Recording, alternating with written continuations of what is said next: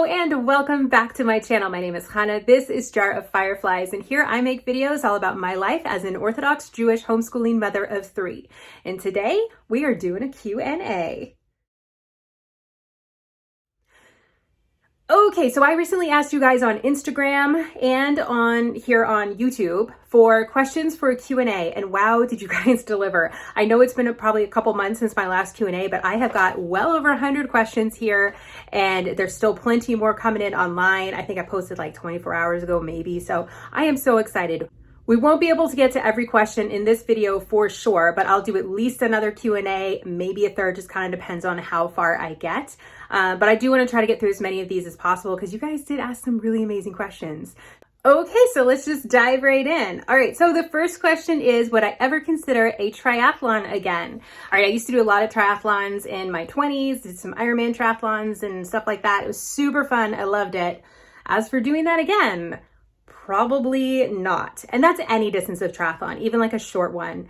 I don't have the time to train anymore. My kids keep me super busy and I love that. So, I mean, never say never.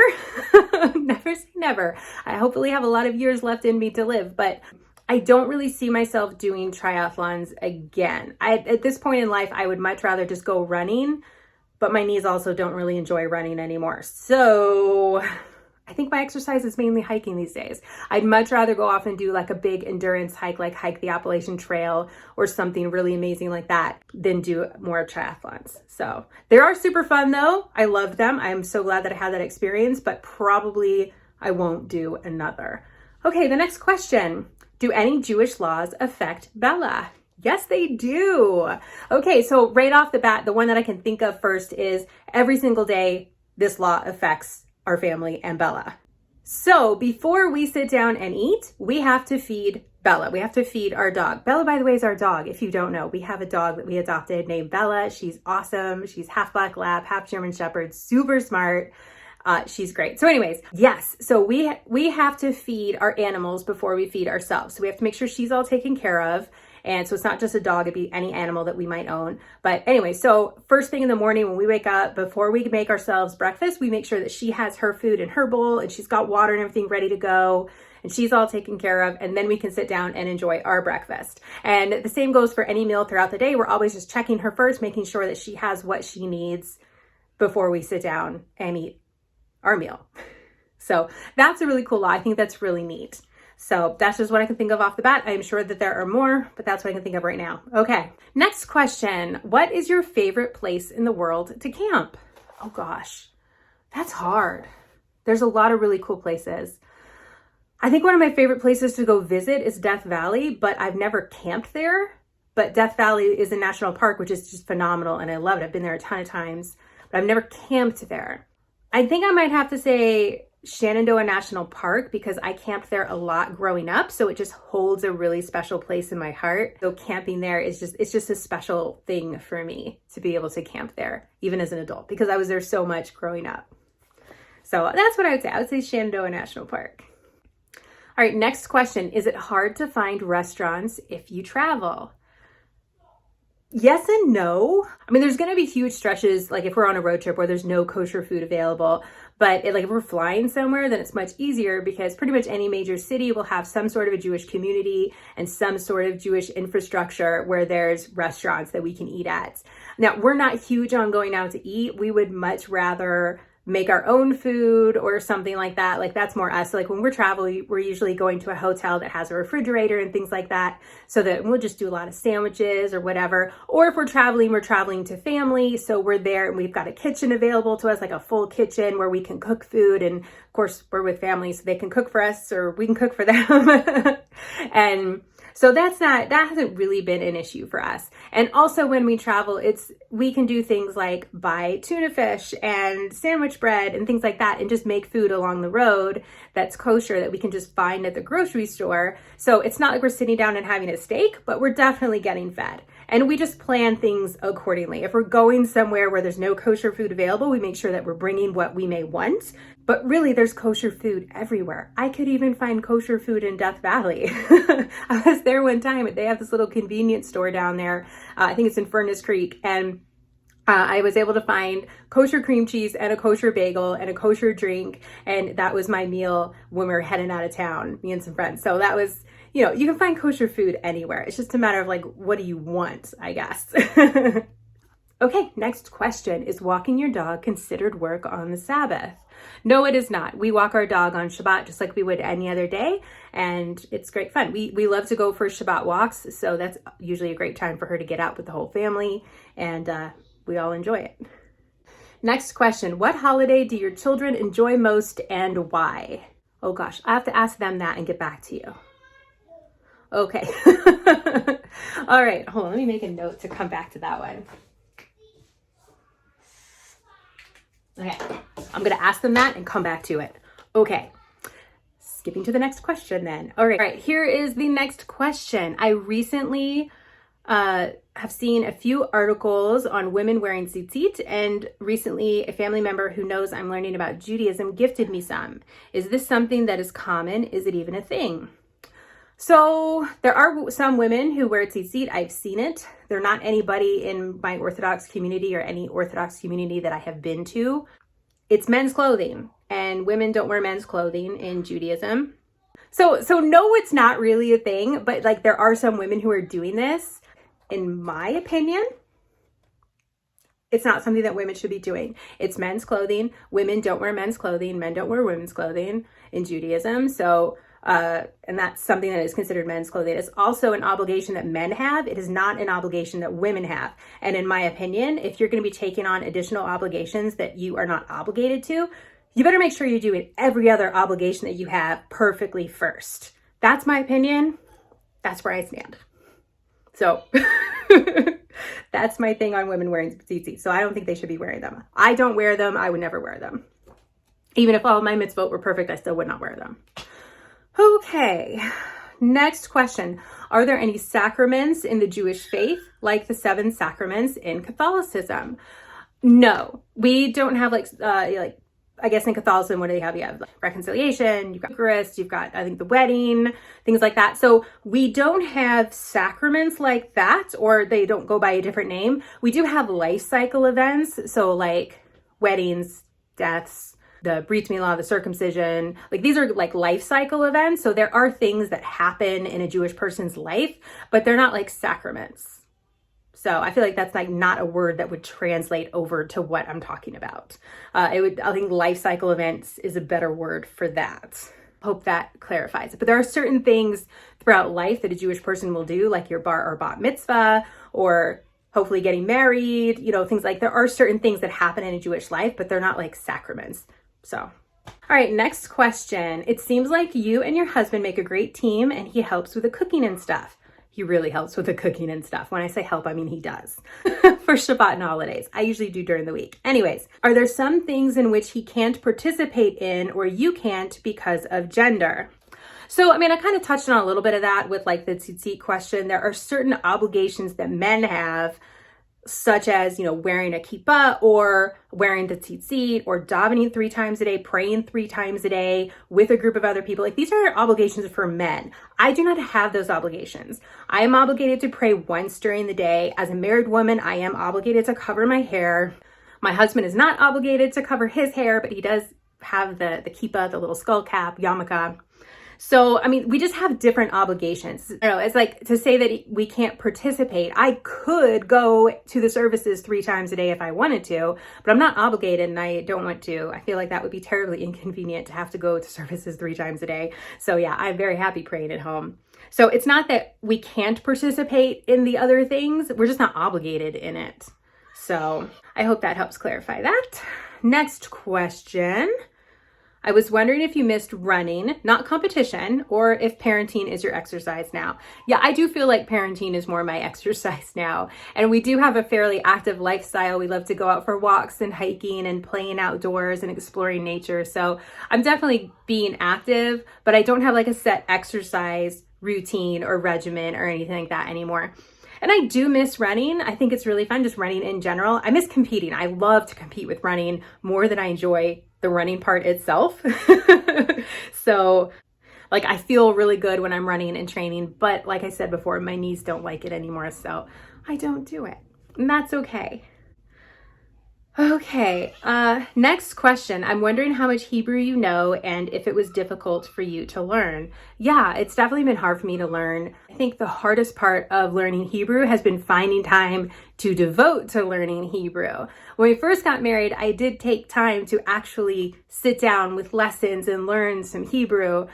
And then, started having babies and stuff, and life got much busier, and I no longer had that time to sit and devote to it. So most of what I know now, I feel like I learned just by living with a Hebrew speaker. So I'm hearing it on a daily basis, or because I've chosen to watch a Hebrew show with English subtitles so I can pick up some more phrases and words and things like that. So it's more just like learning from living and not from like really sitting down to try. I think if I sat down to try, especially at this point in my life, I pick it up really, really fast, but I just don't have the time right now. And it's not the top of my priority list because there's so much in life that I want to do right now. And because my husband speaks English and Hebrew, and almost all my relatives speak English, at least enough for us to communicate, it's not really on the top of my list. However, I would say that I am pretty conversational in Hebrew, and if I'm hearing a conversation in Hebrew, I can really understand what's being said, but I won't speak back in Hebrew, I'll speak back in English. But I can like jump in the conversation and be like, oh yeah, I love that too, or whatever. But I'm speaking in English while they're speaking in Hebrew. So the understanding of Hebrew, I think, is really cool. So, okay, the next question is, what is the difference between a kippah and a yamaka? There is no difference. The word kippah is the Hebrew word and yamaka is the Yiddish word. So it's exactly the same thing. It's just a personal preference as to which word you would use. Both, I think, are used pretty commonly in English. Probably yamaka is used more often in like the non-Jewish community. So, but either one is totally fine. Next question. Oh, this is fun. Given your husband's family being Moroccan Israelis, were there some cultural differences that surprised you? Yes. Oh my gosh. They're so superstitious. That was one of those things, like they have so many superstitions that I was like, are you kidding me? Like, really? That's a thing with you guys? But now I'm like super superstitious too. So it's rubbed off on me a little bit. So that's kind of fun. And like there's the food differences for sure. Like my husband is very set on certain foods that he wants for Shabbat and for holidays because he really wants that taste of home. And I do not mind because that food is delicious. So it works great for me. Yeah, those are probably the two biggest things. So, okay, the next question. I'd like to hear more about changing over to Sephardic traditions when you married, please. So as soon as I got engaged, I started learning as much as I could about Sephardic traditions. There's a lot of these like minor differences. We have a different order in some of like our morning blessings, for example, when we're praying in the morning. We have different obligations like for me as a woman, I'm only obligated to pray once a day, whereas Ashkenaz women are obligated to pray twice a day. Before we're eating bread, we do the ritual hand washing with the cup. And so Ashkenaz people will pour twice on one hand and twice on the other, whereas as a Sephardi Jew, we do 3 times on one hand and then 3 times on the other. So like there's little differences like that. And I guess one of the traditions, like Sephardi women are more likely to wear a scarf than a wig. And while I do have both, I more likely will be seen wearing a scarf than my wig. It's definitely more of a Sephardi tradition to wear the scarves than the wigs. So there's that too. Okay, next question. What advice do you have for someone who is wanting to learn more about Judaism but doesn't know where to start? Other than your channel, of course. Thank you for that. And then along with that, are non-Jewish people allowed to go to a Jewish service? Yes, non-Jewish people are totally allowed to go to services at a synagogue or shul. Because of COVID and stuff these days, I would recommend just calling first and making sure that that's like a thing. I know in my area it's totally fine, but I know in some parts of the country they're very limited on how many people can attend services. So I would just call first just because of COVID and make sure that like you're allowed to come or whatever. But yeah, it's totally fine. And some synagogues will offer classes, like an intro to Judaism kind of a class. So that's totally an option as well to check out. But yeah, I would basically just call the synagogue, the shul, ask the rabbi if they have any recommendations for classes or books, or if they could attend a service and things like that. So a lot of times there are classes going on. Again, with the world these days, I don't know. It depends on where you live. Okay, next question. You mentioned wanting to travel more. I imagine Israel would be at the top of your list. I would love to go to Israel someday. Absolutely. Right now it's a little crazy with Israel's COVID restrictions. I don't even know if they're letting Americans in right now. as of the recording of this video. I think there's a lot of travel restrictions, so that's not an option for me right now. I will also say though that I'm having so much fun exploring America. I used to do a lot more international travel when I was younger, in my earlier 20s, and now that I'm in my 30s, 40s? I'm 40 now. In my 30s, I started to explore America a lot more, and just I realized there was so much here that I hadn't seen. America is such a huge and diverse land. There's just so much here. So I'm having a lot of fun exploring America. One of the top destinations on my list is to go to Moab. I'd love to explore Utah more and just kind of that area. And also kind of like the far northern parts of the United States, where I would love to go to Alaska so much. I would love to go to Alaska. And I would also love to explore like the New England area. Have not spent a lot of time like past New York. I'd love to get up there, as well as like kind of more the center top of our country, the Dakotas and things like that. So I still have a lot to explore in America. I've done plenty here in the South and the West and the East, but yeah, I still have more to explore here. So I'm very happy exploring America right now as well. Okay, next question. Do you miss bacon? No, not at all actually.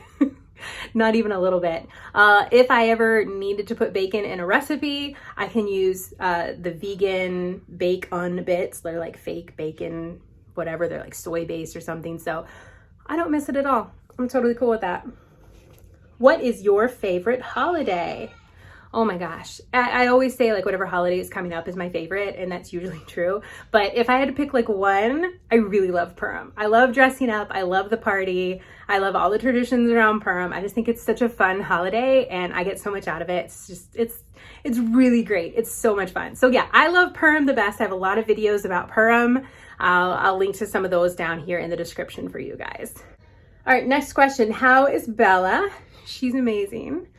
She was laying at my feet when I started this video, but she's gone now. Has she completed her training to assist your son with his type 1 diabetes? Not yet. She is basically trained where she can go anywhere in public right now, but she hasn't been trained yet. We haven't finished the training for her to do the service part of that. So while she behaves amazingly out in public, the grocery store, around people, like whatever, she's great. But we need to train her to do the actual service part of being a service animal, and that is to smell my son's blood sugar. So we're working on that, and we'll get there when we get there. Bella loves to work. She loves her job, and she's really, really smart. So I think she gets bored if she's not working. She loves when we do training sessions, and she's so eager to work. So that's really cool and fun. Okay, next question. Do you and your husband celebrate your wedding anniversary every year? No, I actually never remember when our anniversary is.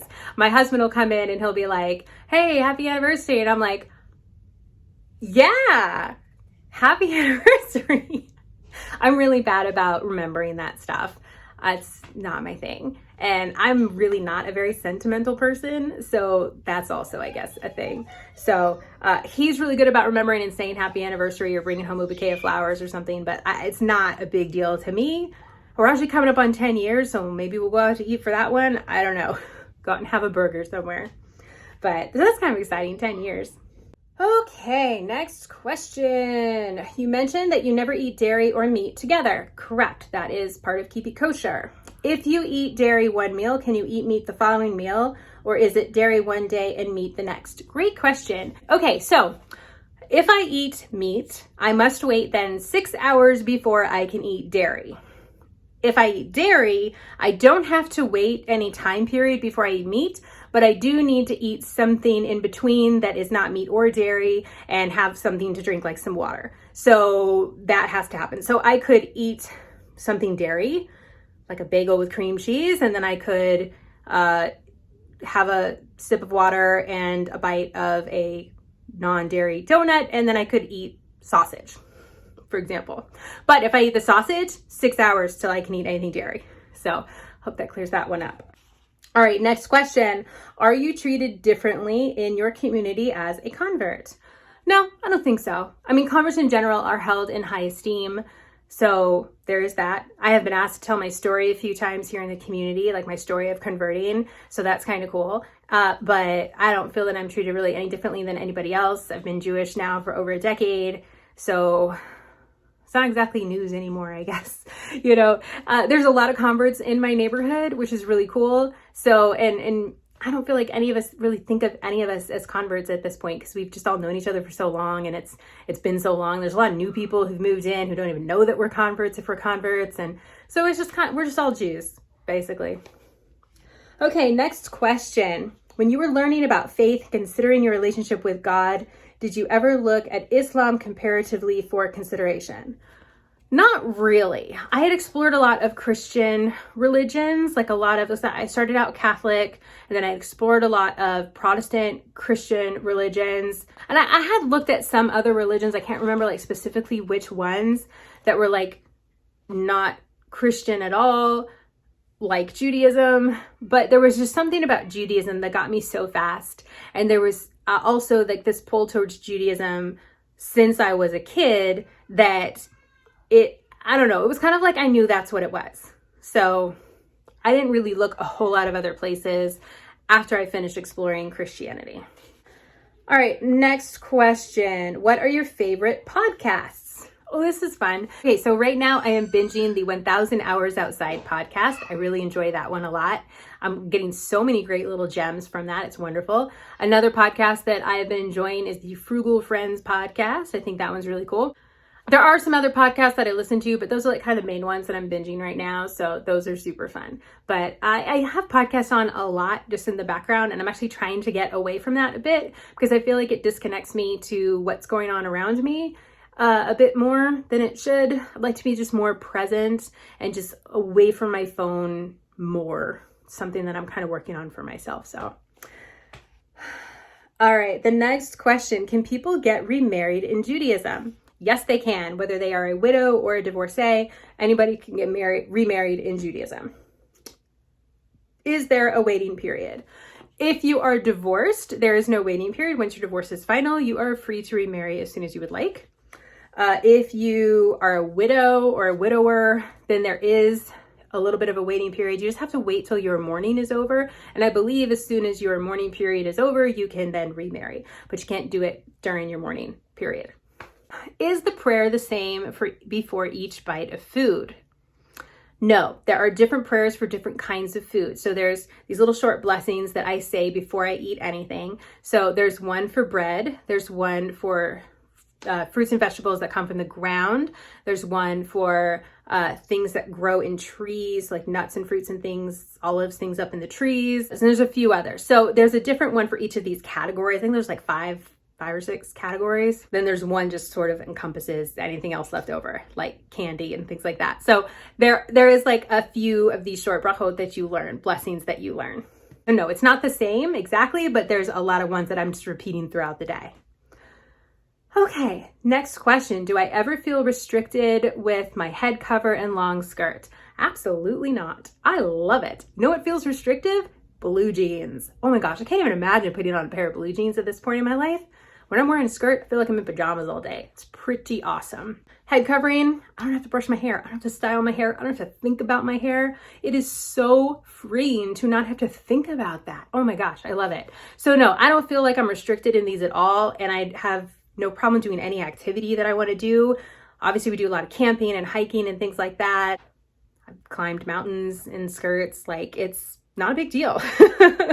It's comfortable, it's easy, and yeah, I don't feel restricted in it at all.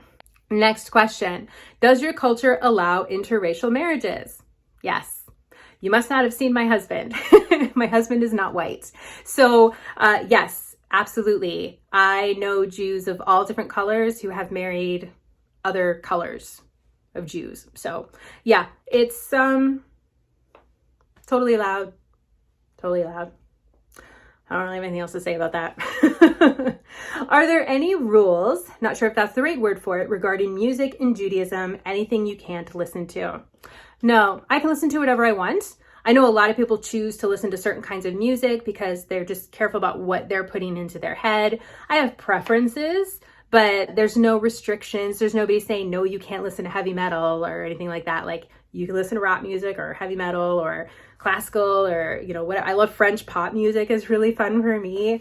We do a lot of the Harry Potter soundtrack, me and the kids. So Yeah, there is nothing is off limits. I personally, of course, have my own tastes, and then I do care about the language that is in my music because I care about the language that I hear because that becomes the language that I use. So that is something that I personally care about, but nothing to do with Jewish law.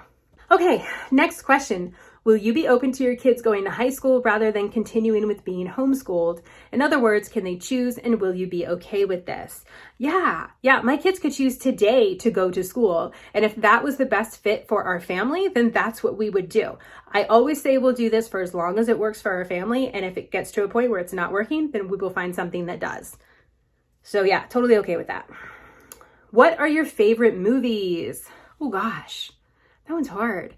I don't tend to rewatch a lot of movies.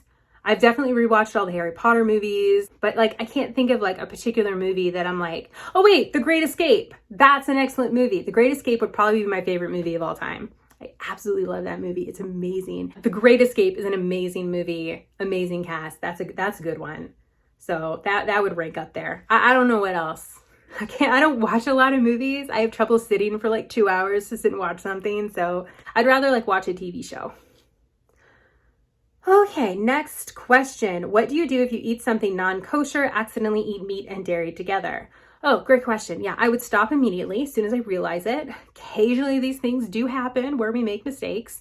And yeah, we just stop. And then as long as we're sincerely sorry and this goes for anything that we may do by mistake, any breaking of Jewish law or breaking Shabbat or anything like this, we'll just answer that all now. As long as I am sincerely sorry and I promise not to do it again, then it's as though it never happened. It's erased. So that's pretty cool. Next question. What practice, ritual, or holiday makes you feel most connected to Judaism and why is that? Probably say lighting candles on Friday nights because that's something that so many Jewish women are doing across the world and in my community all at the same time. And it's just, that's a really cool thing. It's also just a really important role of the woman of ushering in the Shabbat by lighting the candles. So yeah, that's a really cool thing. All right, next question. I am a needle worker. What needle arts do you do? And show us. Okay, you guys want a scarf update? We're now this far. So we're getting farther on the scarf. This is for my husband. We'll probably get it done by his next birthday. But knitting is a good one for me right now. I really enjoy knitting. I've been doing it for probably 20 years now. And I love that now I can just pick it up really easily and it's really portable project and things like that.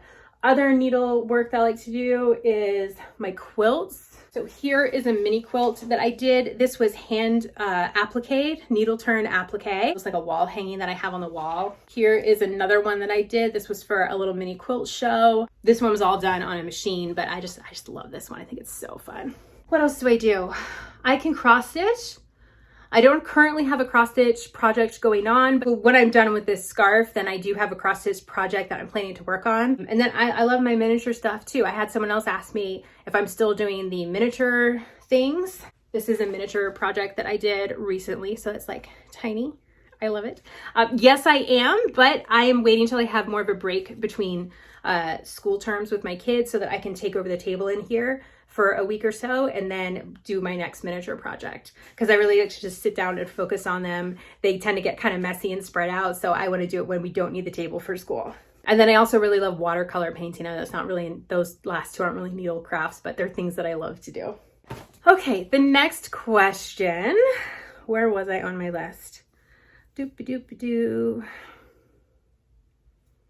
How do you handle eating kosher in the hospital? Okay, so some hospitals do have kosher food. I was in the hospital for a few days, a few years ago, and they had kosher food. It was like the same meal, every meal, but whatever, it was kosher, I could eat.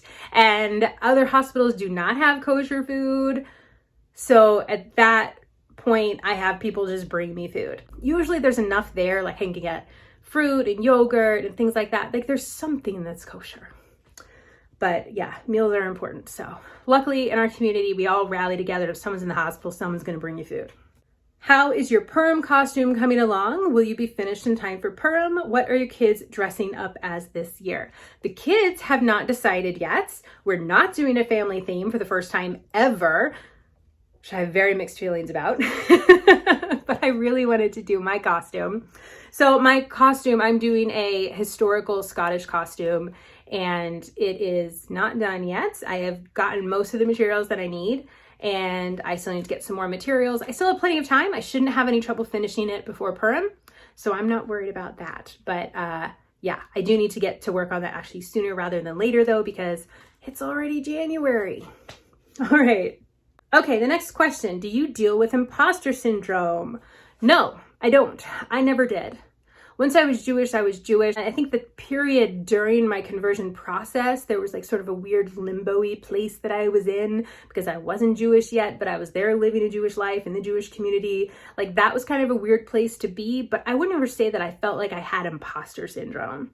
And I definitely don't feel like that now. Being Jewish is definitely who I am. And as soon as I converted, like that was it. Okay, a question about working on building a modest wardrobe. What essentials should I get first?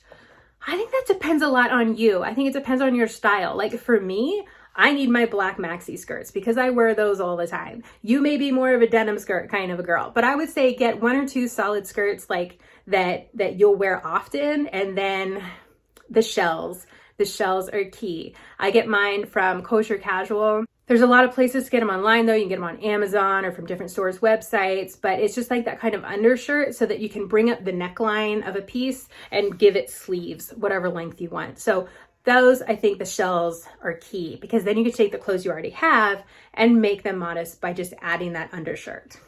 Okay, I was at SeaWorld and saw a few families that were Orthodox, and normally I say happy holidays, but what do I say during this time? Oh, that is so sweet of you to like wonder what to say to them. So yeah, happy holidays doesn't really make sense for us at this time of year because our holidays are over. Hanukkah started in November this year, so by the time Christmas rolled around, like Hanukkah was long over. You don't have to say anything about the holidays because the holidays are over. You know, you can always just go with whatever you would say the rest of the year to anybody. You know, that hope you're having a great day, enjoy your trip or something like that. So that's what I would say. Next question. Has anyone ever questioned your Jewish authenticity? No, not to my face anyways. That was a joke. That was a joke. No, nobody has ever questioned whether or not I'm Jewish. All right, next question. You mentioned that your homeschooling curriculum has evolved this year. Has the Judaic Studies curriculum also changed? No, the Judaics has actually stayed the same. I'm really happy with what we're doing with Judaics, and that is totally working out for us. So that has not changed. Okay, next question. How many headscarves do you have? A lot. Way more than I can count. Probably like 50? I don't know. I have a lot. When you make tacos, are they gluten-free? Yes. Very easy to make gluten-free tacos because most of those hard shells are corn and so they don't contain any gluten. And then as far as like soft taco shells, we use the corn tortillas. And again, those do not contain gluten. It's the ones that we buy. Next question. Do I sleep with my headscarf on? No, I do not. Next question. What do you do when someone uses a wrong plate? Not a huge deal for us because our plates are glass and we're Sephardi, which means that I can use them for meat and dairy as long as I'm cleaning them in between. So for us, it's not a huge deal. But if any other dish in my house, I can just, if it's something I can re-kosher, I set it aside until I'm ready to do some re-koshering. Like I've got like 4 utensils sitting on my counter today that I'm going to re-kosher later, some forks and a spoon. And, but if it's some sort of like a pot or a pan that cannot be re-koshered, then I'll just have to get rid of it. In which case I'll just clean it really well and donate it to, whatever local like thrift shop kind of place that I can. Okay. Next question. How do you teach your daughter about modesty? I think I just do by example. I mean, she sees how I dress and she wants to be like me. So she just wants to dress like me. And we talk about why modesty is important and that it's more than just clothing also, that it has to do with how we act and, you know, things like that. So yeah, mostly through example. And then we do have some conversations more specific about it. All right, next question. What camera do you use? My phone. Everything is on my phone. I edit on my phone. Also, what kind of lighting do I use? I use the sunshine out here. I'm by my window right now. I'm not fancy with my setup. I talk about like maybe my husband and I are talking about maybe I should get a little fancier with my setup, but I don't know. We'll see. We'll see. Maybe later this year. I'm doing a no spend January, so it's not happening this month. All right. Okay. Last question. Do you have any advice for how to keep going when religious observance seems overwhelming and impossibly difficult? Yes, I do. Because of course this has happened to me too. Okay, so 1, get a mentor. Find somebody that you know who's ahead of you in life, like 10 years down the road, who has a life that you would love to see for yourself someday. And ask that person if they would be your mentor and spend time with them, learn from them, talk to them, get that mentor relationship going. That way you have that person to go to and say, you know, hey, I'm really struggling with this right now. What do you think I should do? And they'll really know you personally and be able to give you really catered and good advice. The next thing that I would say is, this may be controversial, take a step back. I know that sometimes I've struggled with like my morning prayers where I'm like, I can't do it anymore. I just can't do it. It's too much. And I'll take a step back. Maybe I'm doing too much davening in the morning, too much praying in the morning, because there's been times where I've taken on like extra tehillim, extra psalms to say in the morning. And so I'll take a step back. I'm like, no, it's taking too much time. We're going to cut that part out for now. It's not required of me. I'm going to do what's required of me. And that's it for now, for today, or for tomorrow, for this week. And then I can add things back in that I would like to include. Like, so yeah, if I feel like I've taken too much on, I'll take a little step back. But just know that if you're taking that step back, like it's with the intention that you can go back forward later. You know, as long as you're making that overall forward progress, it's okay. And that overall forward progress often comes with 2 steps forward, 1 step back. So, but overall, as long as you're still going forward, it's good.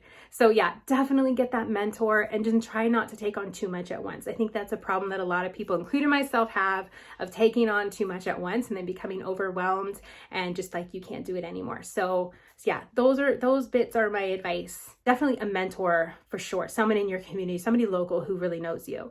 So, okay, that is it, because I think we've done a lot of video here. I'm going to edit this down, and yeah, we got through about half the questions. So, oh my gosh, that's a lot of questions, you guys. That's amazing. Okay, so we'll do another video follow-up after this with some more questions, but this is it for today. Thank you all so much. Please give this video a thumbs up, hit that like button if you enjoyed it, and subscribe if you have not yet subscribed, and be sure to hit that bell so that you get your notifications. And what else? That's it. Oh my gosh. I hope you all have a wonderful rest of your day, and I will see you in my next upload.